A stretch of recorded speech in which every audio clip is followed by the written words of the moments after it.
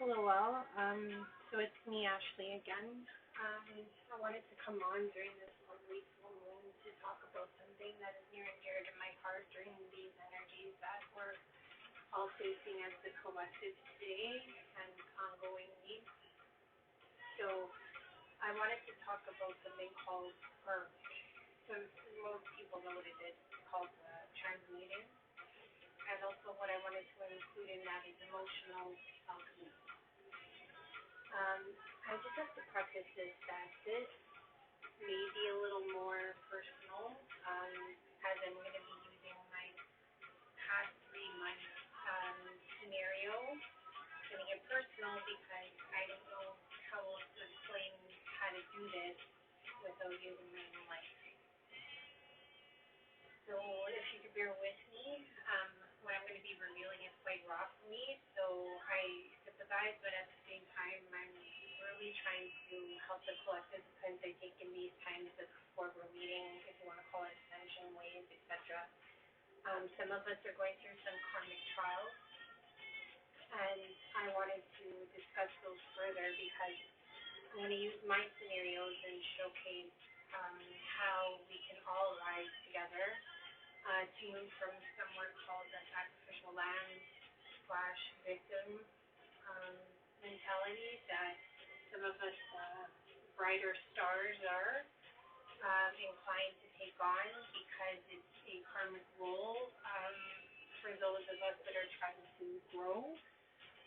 We may be facing situations where our karmics are vindictive or try to minimize us. That's the idea about minimization of the self, of understanding ourselves and our own power. So transmuting and emotional alchemy is something that has been very helpful on this trial that I've been going through. And I'm also going to loop this around to another 180 moment I had today as I was about approaching this video. So let's get into it. Like I said, I'm going to be pretty raw. I'm not over yelling, or I was pretty passionate. I had to make this video 4 times because I'm going to attempt to try to say what I'm going to say without getting cut off, or it just kept happening. So maybe I'm not supposed to be revealing what I'm saying, but I'm going to try again anyway. So this sacrificial lamb and victor versus victor mentality with those that are going through these karmic trials. What I did is I created a board of what was happening in my life. And as you can see, there's 3 of these. So I'm going to discuss these 3 things. In essence, it's going to be revealing what I've been through in the last 3 months with 3 different karmic situations and how transmuting can help all of us, because I'm sure we all have the similar situation with different characters, different scenarios as we approach this journey of self-love. Okay? So the first thing I wanted to bring up was when my ex was about 1.5 years out. Actually, I'll go back a little further, how we got here. I was with him for 7 years. Okay? So right after I came off of a crossroads reality back in 2015. I was supposed to be going to a trip to Egypt / Jordan and Israel via Greece, and I ended up not taking that route. It was my route, and I ended up going to Portugal instead. I ended up breaking my ankle in Portugal because I was resuming the same loop, and because I didn't follow my destiny to go on the trip I was wanted for so very many years, I ended up injuring myself karmically. So the person that I ended up running into, which is my current ex, was a karmic character that was designed to come into my life to, I guess, harness me, and also at the same time to launch me, a catalyst, if you want to call it. This person, progressively through our relationship, like I always ended up, after many years of being okay with him, I had to deal with this guy now, I would say for the last year and a half, that has taken on the form of like narcissist, narcissist of the fifth kind. He is a professional narcissist. It was like watching somebody transform into someone I couldn't even process or understand or level with or talk to or anything. I was 6 months pregnant at this time, and he was transforming into this person that I didn't recognize anymore. So as I was 6 months pregnant, I realized that I was engaging in all of the, recreational things here that you do within the home. I'm doing all the garbage and taking everything out, putting a lot of burden on myself. 6 months pregnant. And I start to see this progressively refuting personality coming out of my partner. And I'm going to do the 180 thing at the very end when I describe this whole situation. Okay?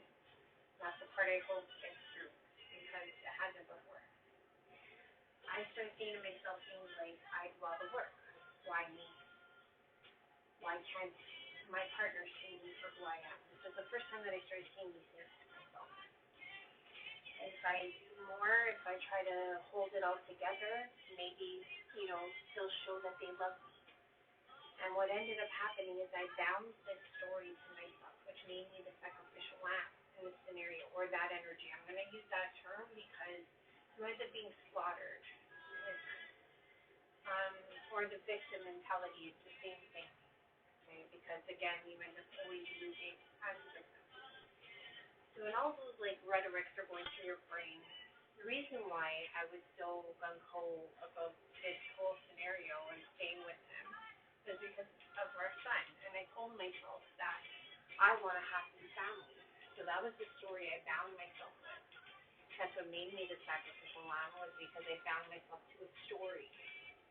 I want a happy family. And in order to have that, he has to be a part of it. Right? So I ended up sacrificing myself to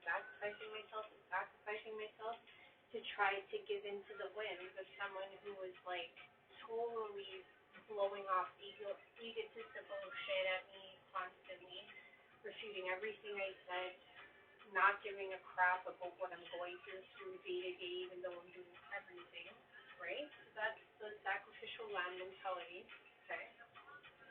And how I ended up realizing that I needed to transform this. I needed to transmute this feeling or this loop of, the desperation, all those other lower egoic feelings.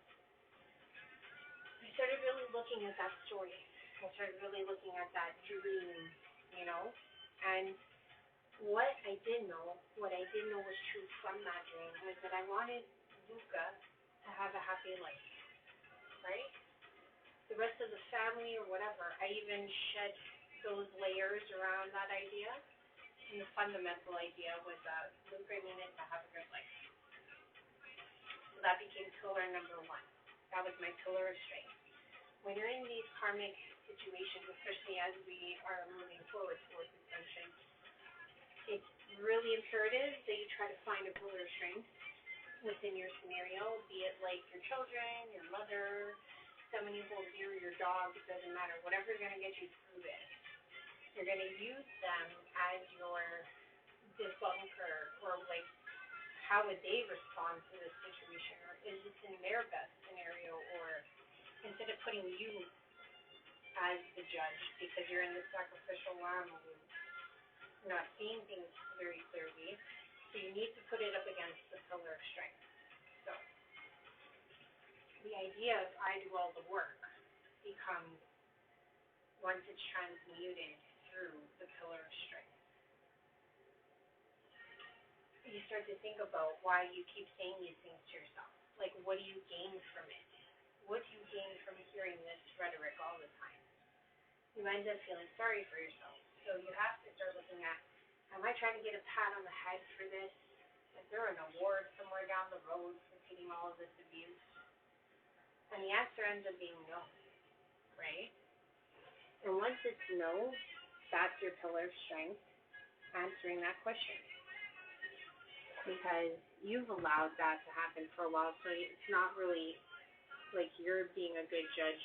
You use the pillar of strength to become your feather against the feather is the judgment weight.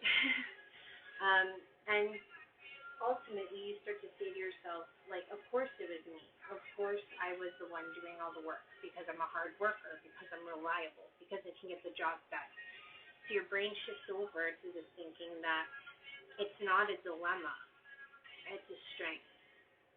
And you start to pull out your power again. You're like, okay, yeah, it's true.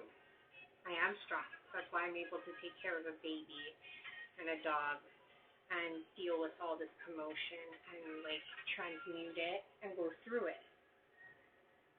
Okay? So as this guy is doing all this thing, and I mean he's throwing everything at me, mean, telling me the most horrific things, like I'm not even gonna go into it. But it was like daily I was feeling like all this pressure and fear because it was like I never knew how he was gonna what state he was gonna come in and like do a whirlwind in my life and just terrorize me because it was like a year of this. Just me taking care of my kid and like trying to deal with this guy who's always like drinking, going out and whatever, making up excuses, making up lies. So what ends up happening is we end up breaking up. And I get through all of that with him. Like he's turned on me. He feels like I'm the enemy number one. And that's what a karmic will do. They'll never see you for who you really are. Because you got to pull at your strength and show yourself self-love. You have to show yourself what your worth is against a karmic. And that's how you transmute it. You take the negative things or the lower-ended things and you find the strength. It's like, how did you do it? How did you get to this side? And by using those ideas, you start to transmute it. So the second thing comes around. We're breaking up. It's around Halloween. There's actually two things that come in right after him, back to back. So as we're falling away by Halloween, another full moon actually. His sister's coming from Portugal on the 18th, so this is right before Halloween.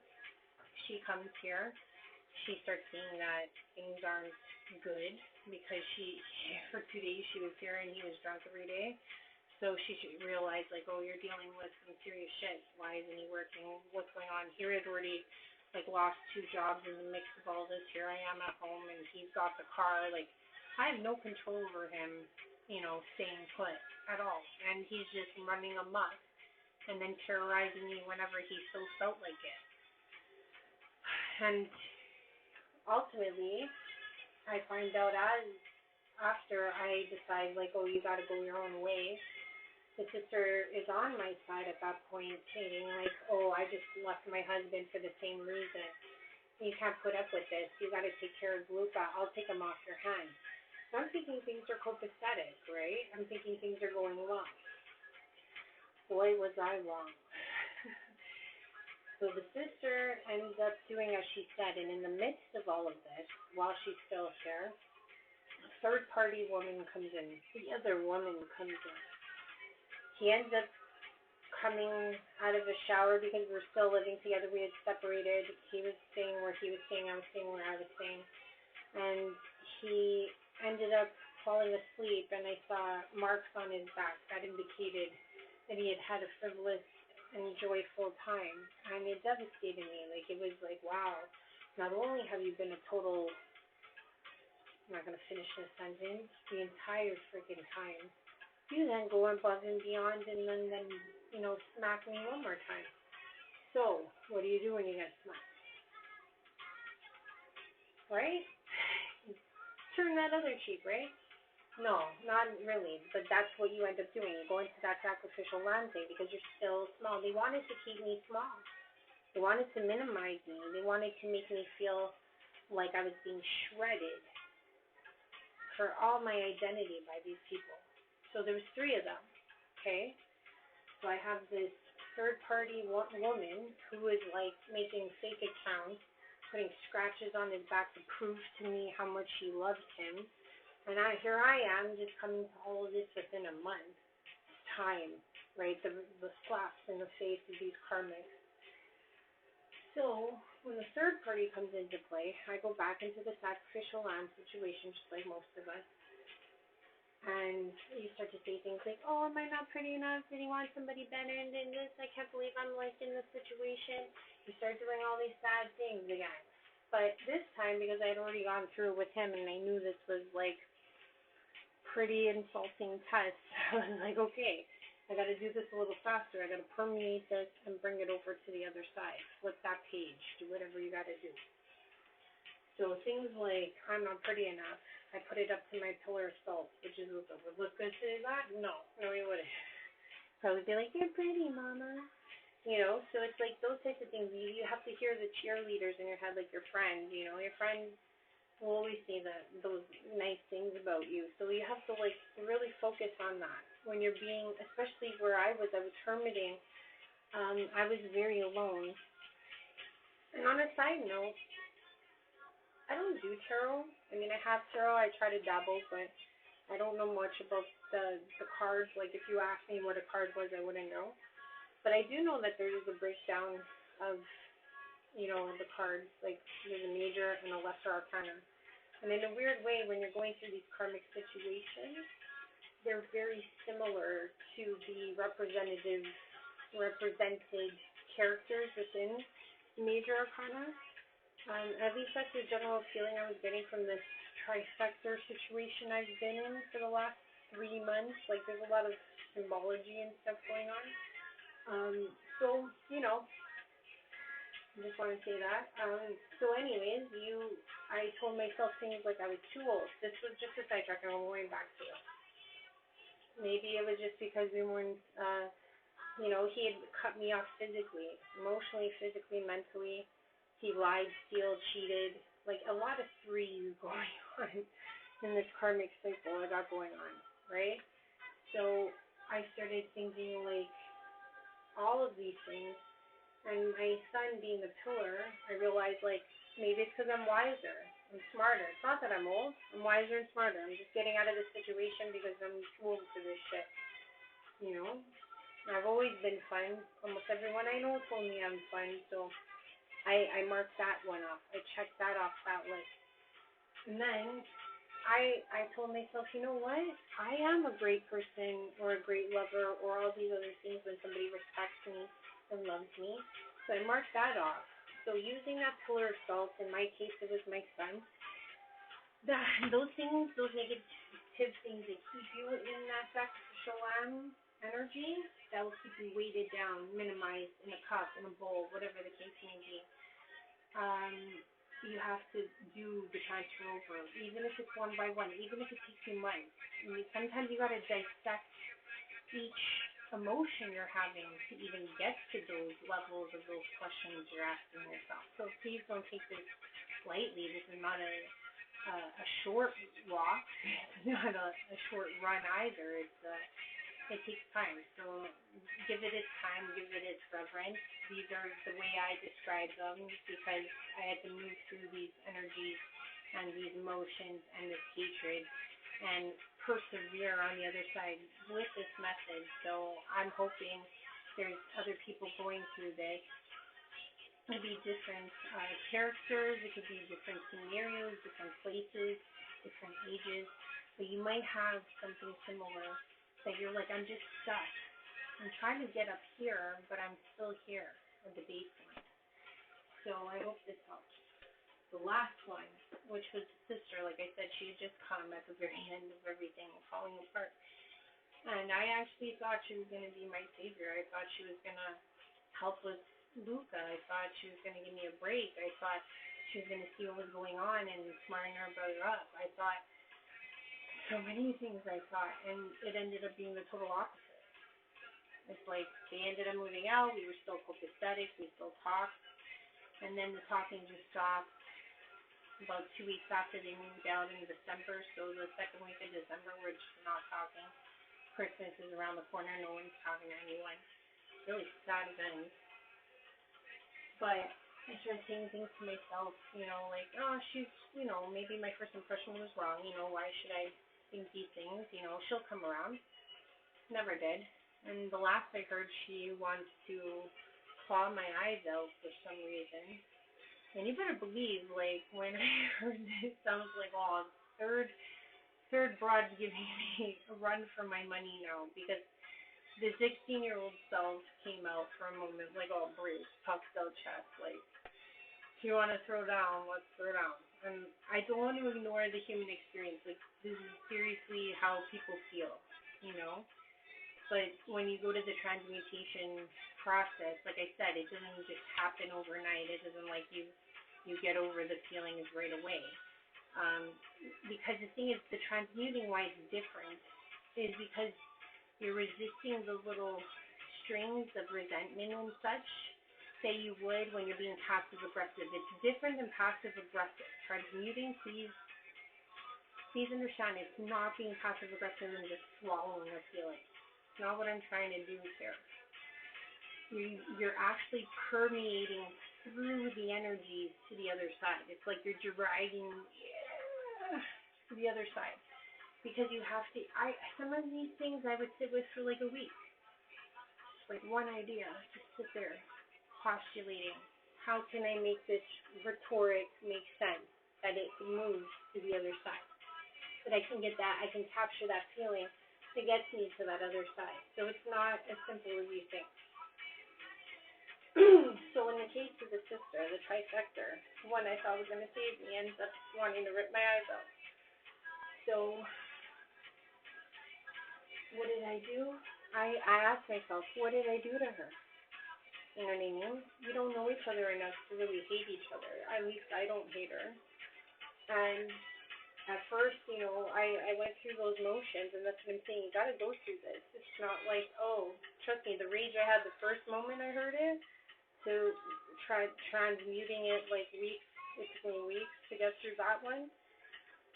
But I ended up in the end just moving it over to a form of sympathy, because I started telling myself, you know what, she got her brother.